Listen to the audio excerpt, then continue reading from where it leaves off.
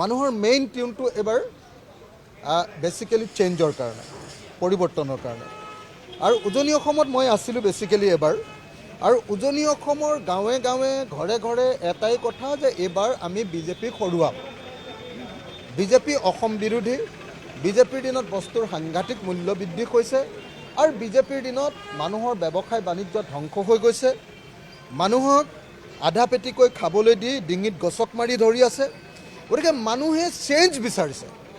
আপোনালোকে যিয়ে exit pole নিদিয়ক লাগিলে কিয়, নেশ্যনেল মিডিয়াবিলাকে যিয়ে এক্সিট পোল নিদিয়ক লাগিলে কিয়, মই কনফাৰ্ম আপোনালোকে 1 বজাত আমাৰ কাউণ্টিঙৰ দিনা 1 বজাত গম পাব যে চৰকাৰ বিৰোধী পক্ষৰ হ'ব। মই অন্ততঃ কনফিডেণ্ট। মই 1993 চনৰ পৰা অসমৰ মানুহৰ লগত কাম কৰিছোঁ। 2003 চনৰ পৰা মই হোল টাইম ৰাইজৰ লগত কাম কৰোঁ।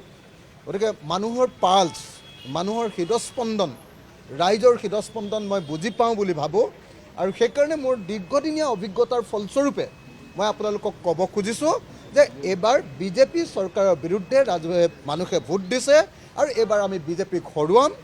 চৰকাৰ 70+ চিটেৰে বিৰোধীয়ে গঠন কৰিব আৰু যদি বিৰোধীয়ে গঠন কৰিব নোৱাৰে টেকনিকেল কাৰণত, আমাৰ প্ৰচাৰ অলপ কম হ'ল, আমি একেলগে প্ৰচাৰ কৰিবলৈ সময় অলপ কম পালোঁ, তাৰ কাৰণে যদি টেকনিকেল কাৰণত ডাইৰেক্টলি 70+ নাপাওঁ, তেতিয়াহ'লেও একদম চৰকাৰ গঠনৰ একদম হেৰিয়াত থাকিব, আপোনাৰ সেই যুঁজখনত থাকিব যে সমান সমান প্ৰায় সমান সমান চিটত থাকিব আৰু তাৰ পাছত বিজেপিয়ে আমাৰ মানুহ কিনিবৰ কাৰণে চেষ্টা কৰিব।